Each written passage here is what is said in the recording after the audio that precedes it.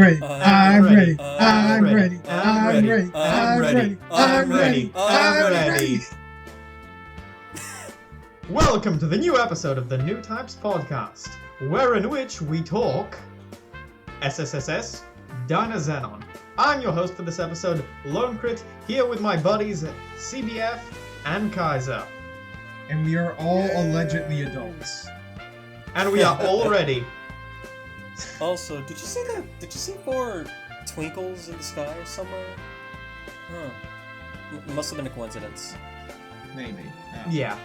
Probably. But anyways, though. There were probably scattered souls or something like that, however the phrase goes. But speaking of SSSS, I heard you just watched the end of Dynazenon. Look, I was doing other stuff. I was farming for Legion Revenant and Sepulture's Doom Knight armor in Adventure Quest worlds, okay? I feel this is a roundabout way of saying that he was too busy masturbating. Anyway. Yeah, Dynazenon. And for anyone who's kept up with the podcast, please do the space artist dying with me. Please subscribe. Well, who said that? Press a like, press a like. But yeah, like, share, subscribe, like, share, subscribe. But anyway, for anyone who's kept up, you would know that we've been talking about Dynazenon on and off for ever since it started airing, basically, and we've all been pretty positive on it overall because, goddamn, is it good. It basically takes almost everything that we liked about Gridman, and even a few things that we didn't, and just supercharged them, made them all so much better. By the way, CBF, how did you watch the episode anyway? I saw you disappear into this one room, and then you came out and were really excited. As it turns out, it had an airlock in it where for some reason I got stuck and I just decided to watch the thing in there. I went on a huge journey that no one will ever see or know about, but in that time I watched the ending of Dynazenon. Oh well, that's what bonus episodes are for. I mean, I just did it on the couch, but whatever. That's a couch? Yeah, there's a couch in one of the break rooms in the Soil Kaza. I did it in a cafe. Yeah. And then after a while I also just went to this flight simulator training thing. It doesn't matter. But yeah. Oh, you found that place too. Okay.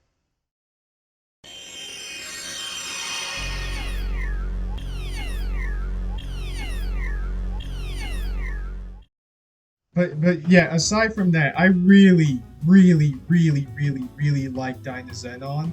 I'm not sure if this is anime of the season, but it's definitely a strong contender. I may sound like an asshole for saying this, but there's a possibility I like Iruma more. Why are you an asshole for saying that? Get the fuck out of here. Get out of here. I mean, I haven't seen it, but no. I know. Like, Dynazenon has just so much more effort and creativity put into it, and it's so much more standout. It feels wrong to say that. It feels like You mean Iruma? You just said Dynazenon. No, I know what I said. It's just, it feels weird to say that, you know? Yeah, we don't need any more threats to anime of the season. People are already hyping up Vivian 86 to no end. I mean, yeah, it's like the 3-way. If we're going by Mal, then it's like 27, 28 anime above this. That's only in terms of popularity, not even in score. But who gives a fuck about Mal? I mean, use it, but fuck, Mal sucks. Yeah, fuck Mal. Annulus is superior to sight. I will speak this gospel until I'm dead and buried. Until I'm completely de-resolutionized. Let's also track back a little bit to get a little bit of context out of the way. So, since we're also going to compare and contrast a little bit to Gridman, what did y'all think of Gridman for a little bit? Oh god, we're doing this. Okay, so unlike this fleshy who's going to complain every other second about Gridman, I'm going to say that I liked it, but to me it's more of like a 6 out of 10. You know, pretty above average, but not really all that great. Yeah, same. Look, I didn't finish it, I didn't watch the last 2 episodes. I'm not gonna complain about Gridman. I kinda liked it as well. It's just like, I do not give a fuck about Gridman. It has no place in my heart. I think it's this anime that I watched 3 years ago, or 2 years ago, whatever, and that's it. Exactly what it says on the tin. It's this thing I watched 2 or 3 years ago. Full stop. No more. No less. End of story. It was then, I am here, in the now. But Lone Crit, you spent like almost a whole summer last year watching My Hero Academia. What does that say about your taste? Well, I never said I liked it. He was too busy watching human stories to watch Yes. kaiju stories. I did enjoy My Hero Academia fine, and there are things I like about it, but generally speaking, My Hero Academia irritates me a lot in several respects, but that does mean My Hero Academia has a place in my heart. I sort of like to talk about how it irritates me. I do Pussy. not... I hardly give a fuck about Gridman. It's like Because watching... it doesn't give you a hate boner. No, it's like watching an okay season. It's like watching an okay season of Kamen Rider with some neat moments. I can say, yo, that moment was cool, but that's it. That's all My Hero. I mean, that's all Gridman is to me. Some cool moments and a neat idea that I do not personally engage with. Yeah, pretty much. Yeah, I'm more akin to what Kaiser said, which is like, oh, there's some like really cool stuff here and there. I enjoyed myself enough, but when you look back, there's not a whole lot that's especially interesting, especially because, and this segues perfectly into Dynazenon. Let's compare the casts, and rather the fact that Dynazenon actually has an ensemble cast that we care about, whereas with Gridman, let's face it, it was the Akane, Auntie, and Alexis show, with also Caliber being kind of fun, but who cares about the rest? Do you even remember the names of anyone else in the show? Who's Do you? Alexis? Do you want Who's me? Alexis? The main antagonist The main guy. bad guy, the guy that was guy. behind the camera and shit. Yeah, no, I can't. Akane. And like the thing, yeah, Akane. And like I think, Shame on you. shut the fuck up. She's a Misogyny strikes again. well. I'm nothing if not consistent. Anyways, though, with Dynazeon's cast, It's just called character writing, Lone Crit. yeah, but with Dynazenon's cast, it's definitely like leagues better. Mostly because not only do they like consistently give them things to do in like interpersonal stuff outside the battles, and also just the general dynamic is hella funny most of the time, but also all of them, since most if not all of them are involved directly with the Dynazenon shit and fighting the kaiju and shit. That means all of them are still relevant in the plot, which means they get more opportunities to actually be utilized throughout the story. And it's done very well. I don't understand how comparing Gridman and Dynazenon doesn't tire you. Just thinking about it tires me. I don't feel like comparing them. I mean, there's not a whole lot of them we can even do anyways, so I think we can probably skip that for the most part, but just get the initial things done in case somebody talks about it. It's also because one is inherently a distant sequel to the other, and you know people are going to compare and contrast certain elements of it. So why not use that to like springboard into the discussion so we can talk about a little more of the franchise as a whole, but even though we're mainly going to be talking about Dynazenon? Well, you don't have to. I mean, well, just because people do it, it doesn't mean you have to do it. Like, you can... I mean, how compare- else are we going to talk about Gridman to literally any capacity? Yeah, and you can talk about them in general spirit and attitude and some of the ideas that they present, because Dynazenon is obviously a play on Gridman. You got a similar cast, similar themes, and you get some things shuffled around, like you have a quintet So of you're going characters. to compare them, No, not exactly. even if it's not necessarily contrasting. Sort of. I mean, like, you got some things. You got, like, the guy protagonist. You've got the male best friend. You've got the female love interest. And you've got That is just most shows. Yeah, well, but what most shows... Yeah, but what most shows don't have is giant mechs that transform and a quintet of dumbasses. Except here the quintet of dumbasses are the antagonists instead of the helpers. So it kind of mixes up the formula there. And then it has the rogue element, Except, funnily enough, the rogue element is the same person here, except there he's an antagonist, and here he's a good guy. True, Yeah. because he already went through his Character development in development. SSSS.Gridman from antagonist to, like, begrudging helper.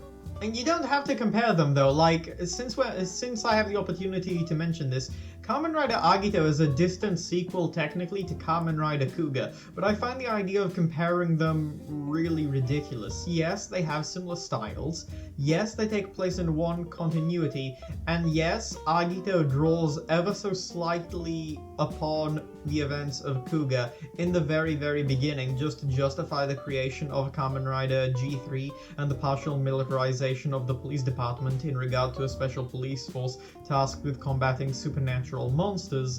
But beyond that, oh yeah, and the right is the same, I suppose. I think it's Toshiki in a way for both. And even then, we don't have to do that necessarily to put down one and praise the other. It's more so just that it's interesting to use one to springboard the other because they're both part of the same franchise, technically have the same continuity, and also because it's better to have the context of Gridman in order to watch Dynazenon, even if it's not necessarily mandatory to understand the story or anything like that. Yeah, it's like the extent of having a wallpaper of a movie and just admiring the wallpaper, talking a bit about that to springboard talking about the movie. I guess it's like comparing, say, Yu-Gi-Oh! Duel Monsters to Yu-Gi-Oh! GX. There are similar elements, and they're both in the same continuity, and they do have returning characters that do help in some way, but it's not mandatory to watch the first one to watch the second one. It's just better in order to appreciate both.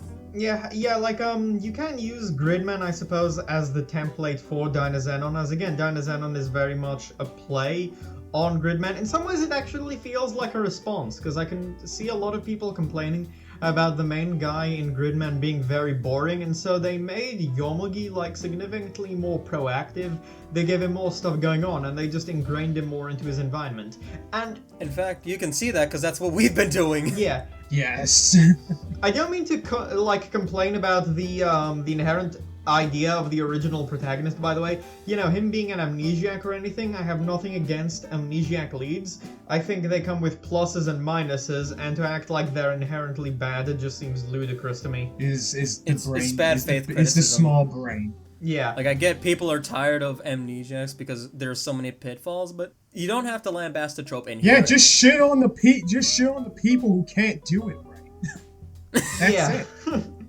I mean, actually, Kamen Rider Agito Tsugami Suichi is an amnesiac in Kamen Rider Agito, and I really, really like him. Generally, I like amnesiacs in heroic narratives because, have you ever heard the phrase, "a man is the sum of his memories"? I don't know if that's like a big Yes. phrase, but I heard that I have of not. Peter Davidson's iteration of the Doctor from Doctor Who, specifically the 20th anniversary special, either 20th or 25th, called The Five Doctors. And I thought that was a very interesting idea in regard to morality and sort of what motivates us, what we latch onto. The idea of having to do with social constructivism, or a person being the product of their environment, as it highlights how things don't exist in a void, how people don't exist in a void. However, amnesiac protagonists, to some degree, do. They don't have that connective tissue that would give them things to value and underpin their motivation, their actions, what they do, etc. And that's why I find it significantly more inspirational and interesting in a heroic narrative when you have a person that has absolutely no connection to anything around him, but then they choose to fight for that thing anyway. It's also not entirely dissimilar to characters that also just straight up start from nothing and you see them gain their experience of the world in real time, like, say, Sieg in Fate Apocrypha. In fact, that kind of reminds me a lot of like this one segment in Kingdom Hearts Recoded, where a data version of the protagonist of the series, Sora, is basically just put in a situation where he doesn't have any of his memories or understands what his connections to the people he's met throughout his journey are, but he still feels the pain and loss of not knowing what those things are. But he chooses to care about them anyways because that's just who he is as a person. Or like in Mega Man Zero, where Zero's waking up from 100 years of slumber. He has no memories of like the Maverick Wars or anything, but he inherently chooses to fight against the people who are shooting at him and the people who basically got him out of his slumber, and inherently just fight in their resistance, because that's Zero, that's what he does. Anyways, that actually springboards us back into like talking about Galma, especially because he's definitely one of my favorite parts of the show. Really? I thought you were gonna say Yomogi. I mean, well, Yomogi and Galma, but Galma is a bit more pertinent to the concept of fighting against things that you used to know, or having some certain pieces of memory sort of lost and everything. Before you go into that, I just want to mention the last episode, Yomogi, so hype. I liked him in episode 1, then I didn't like him so much for the next 2 to 3 episodes, but then instance domination. Oh my god. Yeah, and the animation with that is just great. Like, Trigger were just killing it with the money shots throughout the entire show, but especially in the last episode. Like, oh my god. That was so good. And that's like another thing. The show visually is also just generally better than in Gridman. It has Akira Amamiya comes back as a director, and you can tell that his strengths in Gridman with just the general airiness and like the shots, and especially whoever's in charge of the art direction, carries over brilliantly. It also inevitably has the one scene where at some point it does like the fun jump cuts and stuff, but generally it does that even better. And like we mentioned the first time around, visually, like, there aren't as many moments where the artwork just sort of dips, and the CGI, it feels way better while still retaining that Toku element that Lone Critic particularly really likes about this kind of show. Just like the CGI, the compositing, and the models are cleaner and better while still having the same feel to it, just better, and it doesn't look that wrong anymore. It's fun. It captures the spirit in a way that feels more refined. Okay, I will take this to the grave. If you're doing a Toku anime and you make your giant thing look like it's part of its environment, you make it look cohesive with the environment, you're doing it wrong.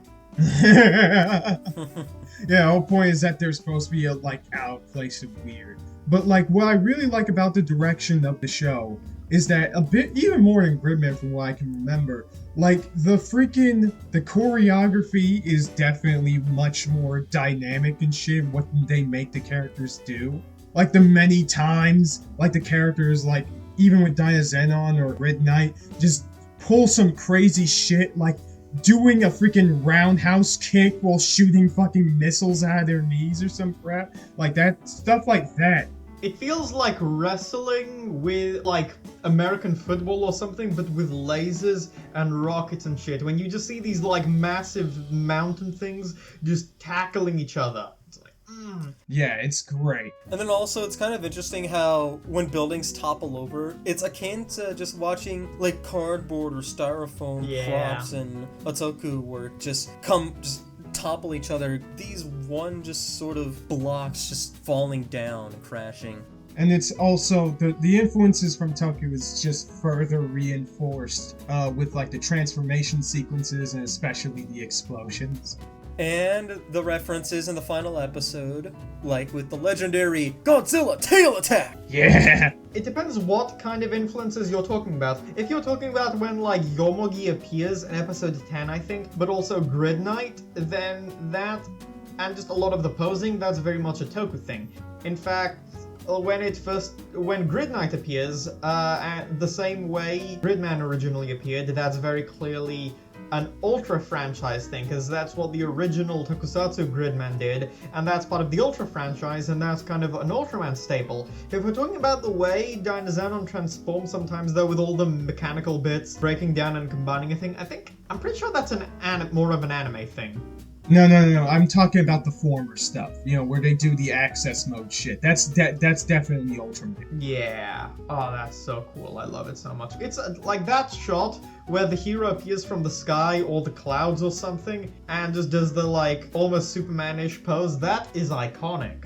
Yes. What I also really like, of course, is just like how fun the antagonists are. I do feel that they are somewhat underwritten in certain ways, but they're still come off as very charming. CBF and I were actually talking about this the other day, how we found them a little bit underwritten. Like, when we get to the back and forth interplay at the end, when all the characters are yelling at each other, which I love, by the way. I really love the way they do the shot, reverse shot, and they keep Yes, switching that was great. Well, I mean, shot, reverse shot is obviously quite normal, but what I love is the energy they give it to it. The energy they give it. We've never seen the kaiju eugenicists so, like, motivated, so that's really fascinating to see. And what's abnormal is the fact that the way they pair them, they switch from pairing to pairing. Like, pink-haired guy, CBF knows his name, I can't remember, and Yomogi. Onija, the redhead? Yeah, Onija. Then Mujina and,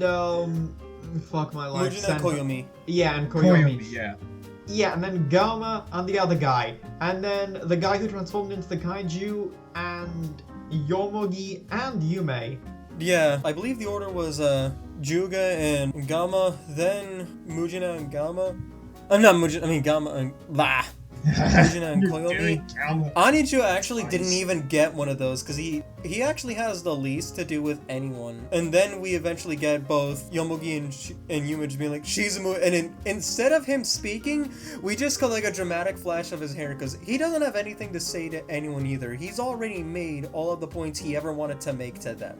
Which is pretty awesome. But it's like, that shit was cool. He actually became a pretty solid antagonist by the end. The fact that it also funnily recontextualizes episode 5. Remember when Gama was following him around all this time? He knew the guy was going to cause him trouble, but then at some point he's just nonchalant talking with them about, people's just like codependence on each other. That's what limits them. That's what shackles them. And so he just wants to break that. But then now you get to the end where he's just been following them around because, hey, they're a couple, that makes it interesting. That fuels kaiju, so. And also, it's, a little bit of hypocrisy since, well, which I'm figuring it's on purpose, since, all the eugenicists combine into the kaiju anyways and become stronger and stuff like that, which kind of gives off the impression that there was something even they kind of subconsciously learned from fighting against the main group. Yeah, well, you can see that, because to build on your point, one thing I really loved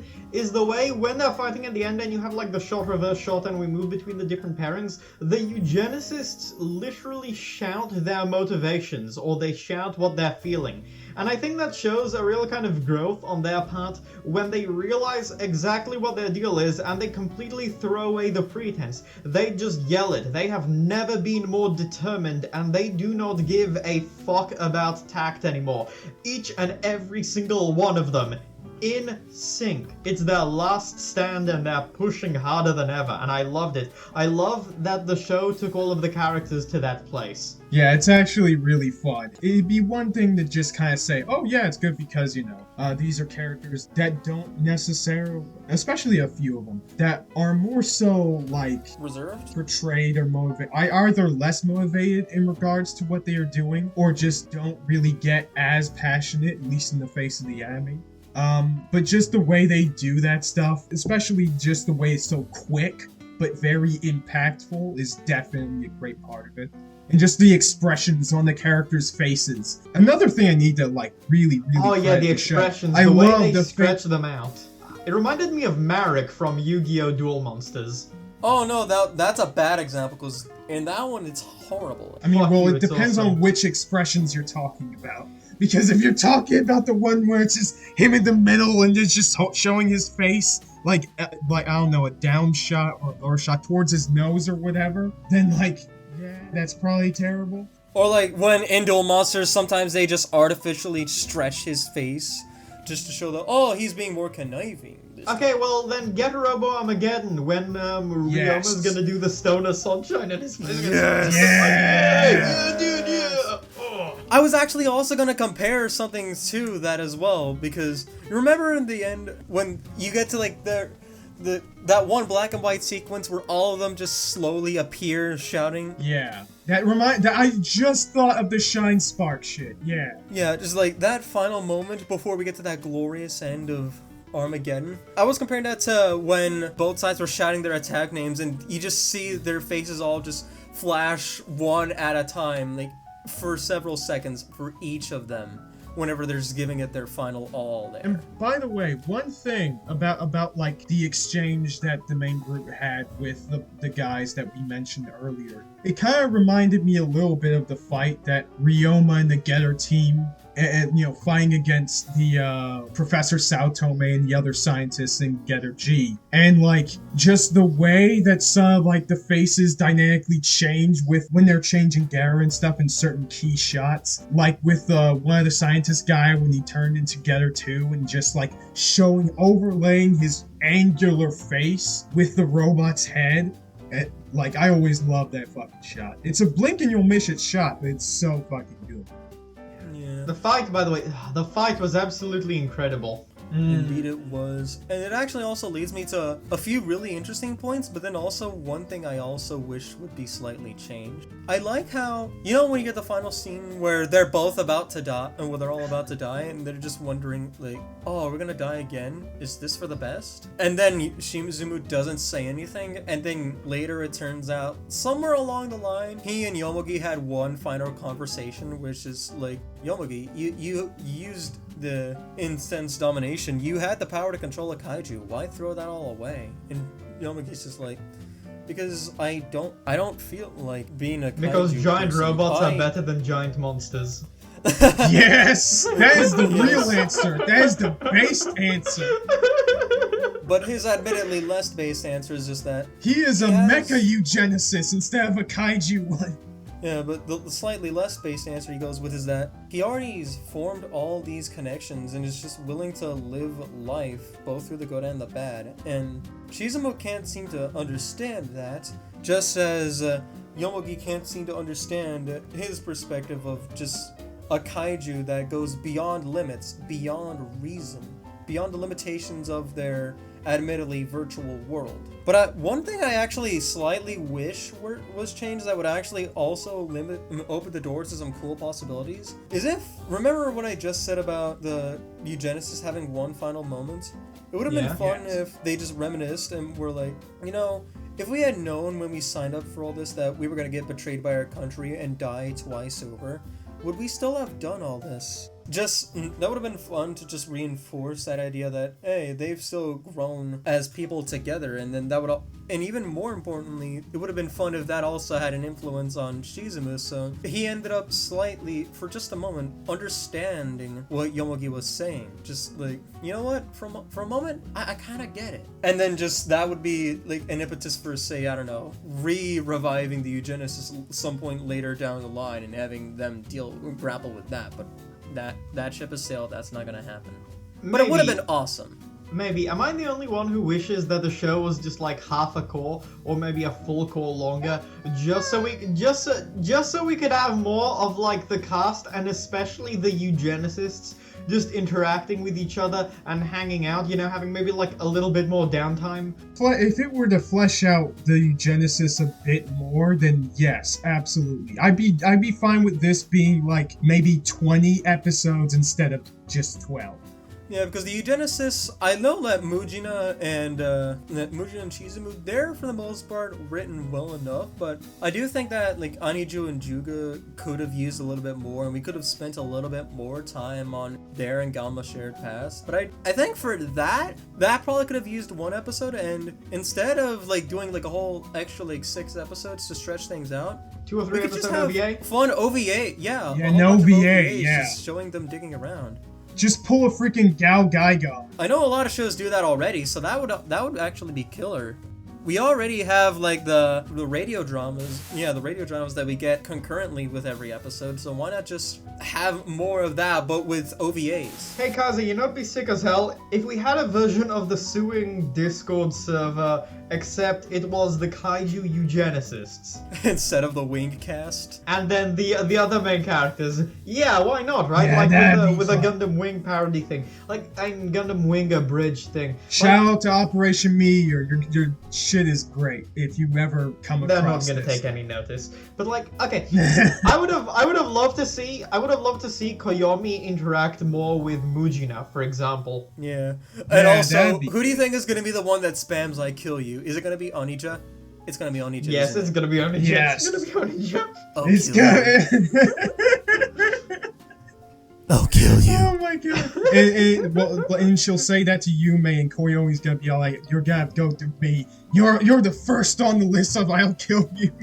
Wouldn't it be hilarious? No, it'd be funny. He says that to Yomogi, and then Gamma comes in, and then he's like, "No, you're already the first on the list, Gamma." Fuck Yeah, Gamma, you're fuck you, right. Gamma, you traitor son of a bitch. Oh, imagine hearing Mujina go, "Mission accomplished." I feel so in character. Yeah, and I already love their interactions, just especially whenever in the earlier episodes when they'd failed, but they treat it like, oh, we got shit done. Let's go back to doing whatever. Or like remember episode 5 again, where after a while after all that she's like, can we go back to the pool? And then after a while, Oh, that Yeah. was great. cuts to her just relaxing and being so happy when just going to the jacuzzi. Oh, you know what? Man. Have Yeah, an I agree. episode. Okay, have an episode where it's like the Super Sentai parody Kanpai Senshi After 5 that sort of messes around with the idea of what the Rangers do after battles, where it always has all of the Rangers in a bar just eating food, having beer, and being dicks to each other and being dumbasses. Have one episode start with a fight ending. An OVA episode with a fight ending, and then the entire rest of the episode is just the after-fight characters hanging out and running into each other. Oh, that'd be great. Like, Kaiser, imagine some of the shenanigans we see in Kamen Rider Fies with the Orphanox and humans interacting with each other. Yeah, but of course, earlier fives, not later fives, because. Well, I don't know, like, okay, remember that later episode where the humans learned that the Orphanox were Orphanox, and the Orphanox learned that Takumi was Fies, and then they're all just sitting at a table where it's like the Orphanox on one side and the humans on the other side? Yeah. Remember that, and we've got just all like the relationship threads and shit, and it's all just coming together, and they're all just in this kind of mood. Yeah, that sounds like the most awkward situation possible for them. It is, and it was so fun. Yeah, it'd be great. It was really funny. Yeah, but like speaking of interpersonal stuff, I really liked. I mean, even though it feels a tiny bit underwritten, in my opinion, in a couple ways, but I really like Koyomi's arc. Oh yeah, even though absolutely. Yeah. Am I the only one in the last episode, by the way, who saw him and was like, who the fuck is that guy? Yeah, I was all like, Same. wait, who is this? And yo, my man came in with the freaking office drip. He got his slick back hair and shit, looking like We all had the Elon same Musk. reaction Grid and I did when he's just Yeah. like, who are you? Who the hell are you? It is just like, wait, did you forget me already? But then like, oh, it's him. He glue up, slicked back his hair, put on a suit. He's like, you know what? Finna get this job. Yeah, Finna get rejected 21 times and suck up to husband of the girl I used to love. Be like, give me a job, please, honestly, give me a job. I should do that shit one day. I should get myself like grow out my top hair a bit more, get myself an undercut, and just get like a hair straightening comb and just straighten it back. And straighten it in a style where, cause like Koyomi, that was straight up a Virgil from Devil May Cry haircut. Yes. That's such a cool haircut. Such a cool Yes, haircut. but like, aside from that, I mean, his development throughout this series is somewhat pretty simple. But I think what really sells it, at least to me, is the presentation and directing.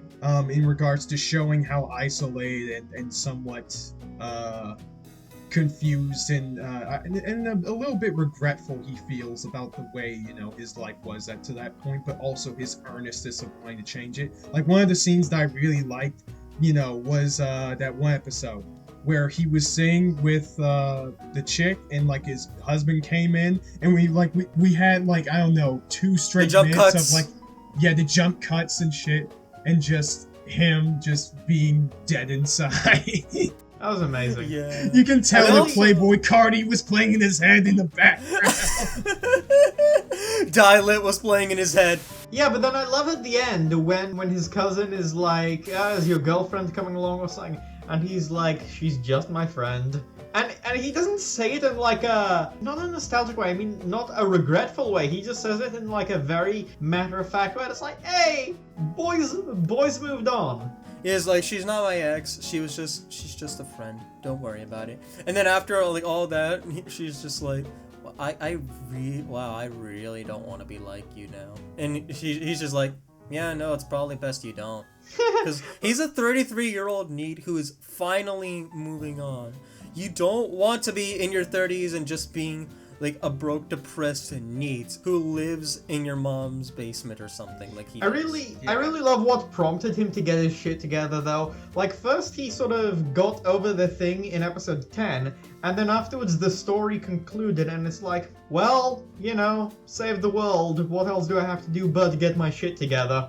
Yeah, that's what he was already going to do in episode 11, but then that whole thing happened, and as soon as that's done, he's already back to it. Yeah, exactly. Man's hustling.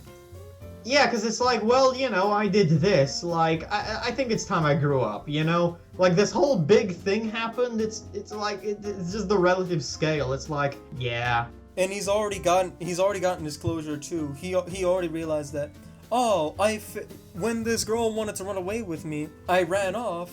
And now I have a snapshot of what it would have been like to have not run away, because she wanted to run away with him because she liked him, and even when like their dirty money blew over, she was just laughing because she was with him, and he realized that and silently just goes back. He and everyone, they've all gotten their closure by the end of episode 10. And that's one thing I love about this show, is just that their arcs are all interconnected and they all just play on at once. It's some ping pong type shit. It's so great how they conclude so many of the arcs concurrently in episode 10 and I think 9 or something. Because it's like back to back, right? Goldburn, that episode, the conclusion. Yeah, and also just how much those arcs often interplay with one another. Like, back to Koyomi, remember in episode 7 after he saved the husband, and then he goes up to Gamma, he's like, where were you? He's like, I think I saved someone that I think I might actually hate. He's like, cool. And then they bond over the fact that they were nostalgic for beautiful women in their lives that they won't have a chance with anymore. Like with the princess, who's dead. She's not coming back like Gamma did, or like the eugenicist did. He eventually has to just grapple with that. And then they just bond over that for a little bit. Gamma's a Chad. Yeah, Gamma in general is great. He is a Chad. I don't feel like he was... Gamma's an absolute king.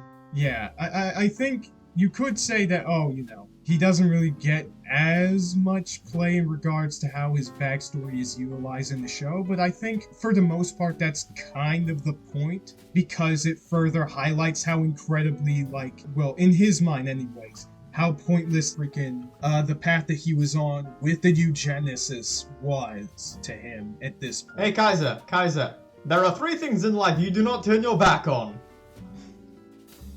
I don't think he remembers. I do. I just don't. I don't remember Promises, all of them. love, and friends. and we never knew what. We never actually learned what that third thing was, didn't we? It was probably some bonds or not, some stupid Yu-Gi-Oh! 5D shit like that. Yeah, my friends. Damn straight. By the way, the conclusion with Yomogi and Yume. Yes. They are the cutest couple in the season, and I will not be convinced otherwise. I really love it. Even if the show doesn't directly say they're dating, they're fucking dating. They're fucking. Their interactions are adorable, and you can tell their teasing and interactions by the end. They're not just friends. They have to be a couple, which, yeah. They say it in every way except words. Yeah, especially with the whole first name thing, which we know, you know, at this point, especially in Japanese culture, that's... Yeah, we know.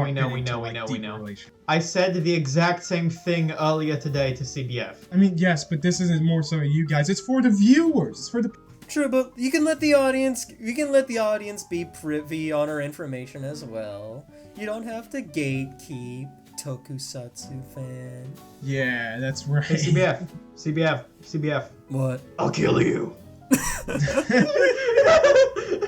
Oh my god. Not if I kill you first. No, wait. Well, that's Um, not very nice. Yeah, that's not very nice. You're first on the I'll kill you list. no, I'm Batman. to Quattro, he was like, "Oh, I'll kill you. Oh well, I'll especially kill you."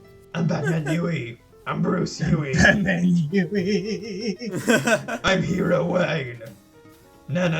I need a hero. I need a hero Bruce in Huey. the night. He's gotta be strong and he's gotta be fast.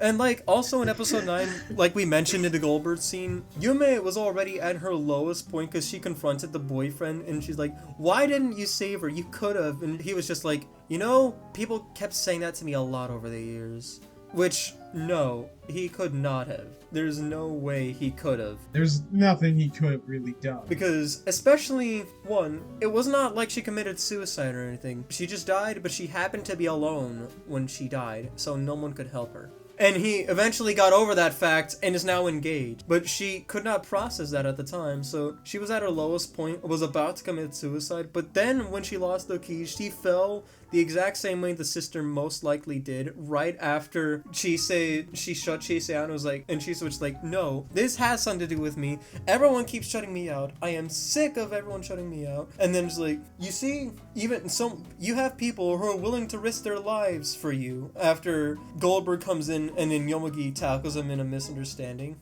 Like, the fact that their arcs interplay, and then it leads into episode 10 where she finally gets closer with her sister, and she's just like, what makes you think I was gonna kill myself? What are you thinking? But then she even lets Yomugi go on for a while, and she's just like, give me some time, will ya? Yeah, and so I really like how character-focused this show is. I think the fact that the way we interact with the virtual world things at the end, it kind of highlights the humble nature of the story, where you only see it like a little bit visually, but they never really draw attention to it. They don't make it about that. They don't go, oh, your world is this a simulation, you know, blah, blah, blah. Because it doesn't matter. They don't do like they did with Gridman. You live in a society, Morty. Yeah. You live in a simulation, Morty. It's all fake. It's not real.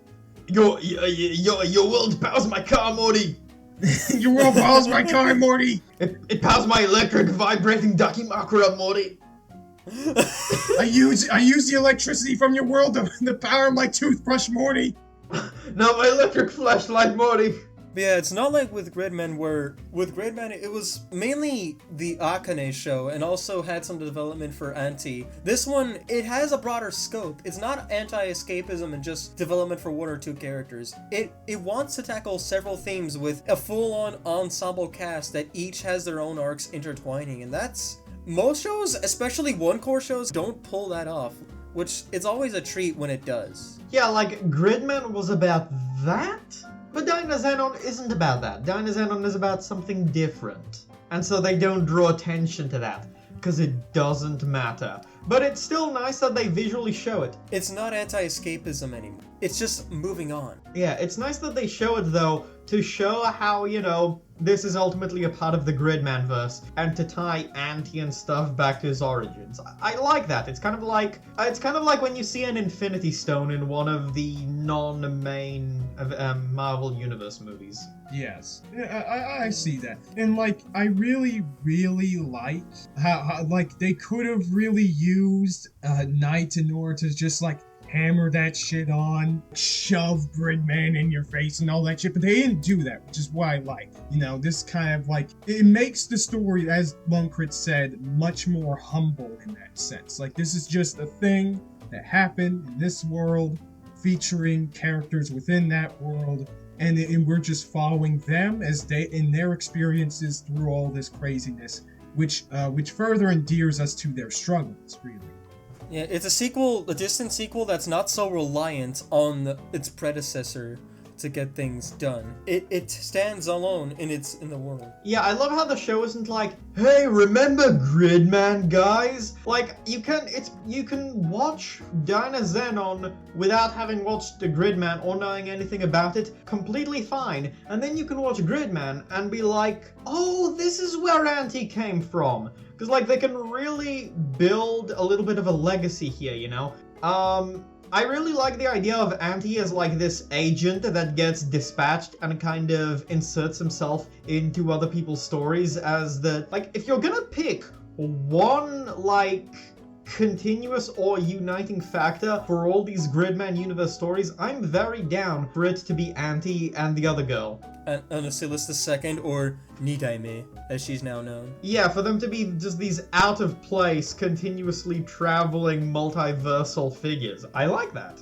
It's pretty cool. And I noticed that, just like with Dynazenon, it's more so about the different situations in which people just have to move on with their lives. They can't be stuck up on the past or their regrets in any way. Because that's a fun parallel to that is with recreators. It's just like, what determines who's on the protagonist or antagonist side is whether or not they're able to just go on a journey to move past their hangups rather than be stuck in the past or their own hang-ups or anything like that. Because with the Eugenesis, they're all still stuck on the past and the mission of the kaijus. While with the protagonists, they all grow and develop out of their strifes. Whether they be the very pitiful, the sort of low-scale conflict of Yomugi not really being a fan of the fact that his mom is dating this guy who's going to be his stepdad, which is why he's the first one to break out. More, but, No, it's fine like that. I like the fact that it's so meaningless. Yeah, exactly. That's why he's able to break out of it first. It's so trivial compared to what everyone else has been with. Fair. That's why he's able to help them out. I think it's good that they didn't flesh it out, because ultimately it doesn't fucking matter.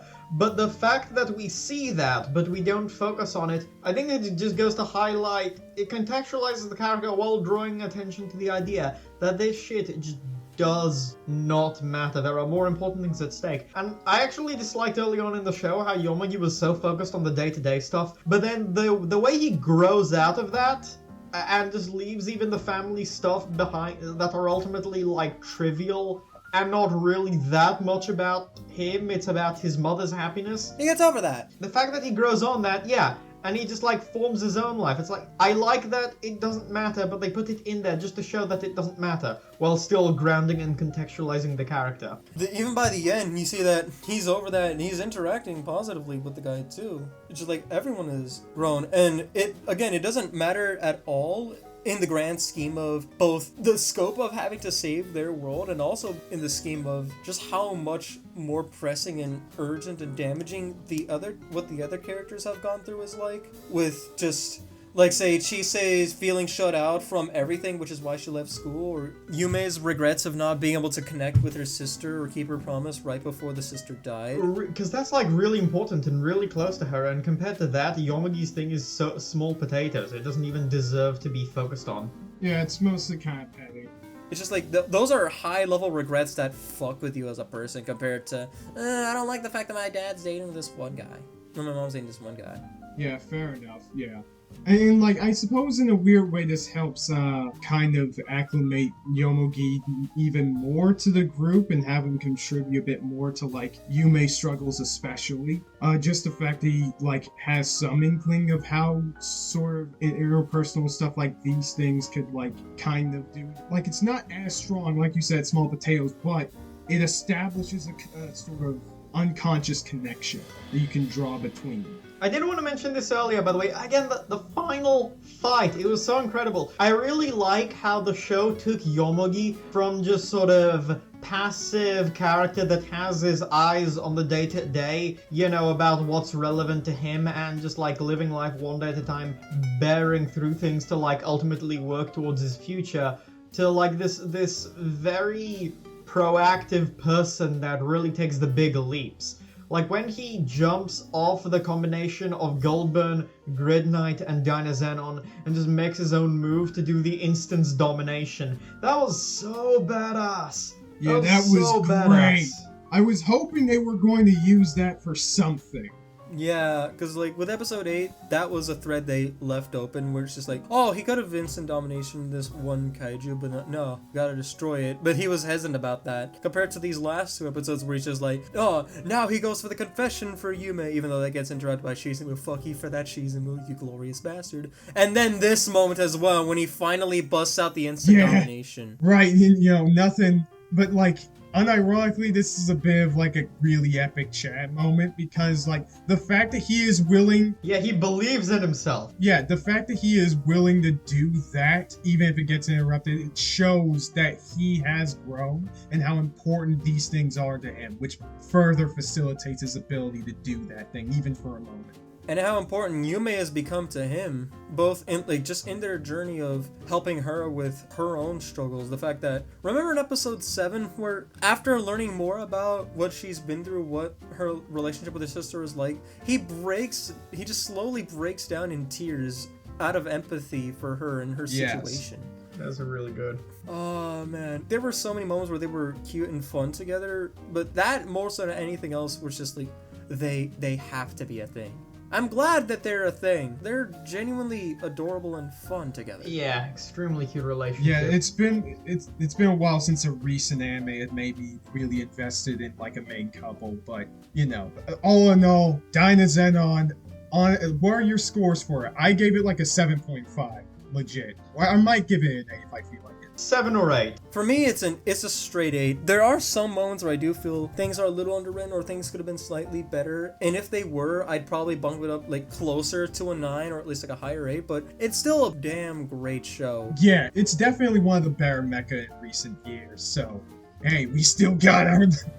and I hope that Studio Trigger just does more stuff with this. Yeah, I just want an OVA or two with the day-to-day shit just to see the characters interact more. That's all I want. And remember, Kaiser, we are getting more of this stuff, remember? We are getting the crossovers soon. It's been announced. Gridman x Dynazenon crossover. Oh, shit! Alright.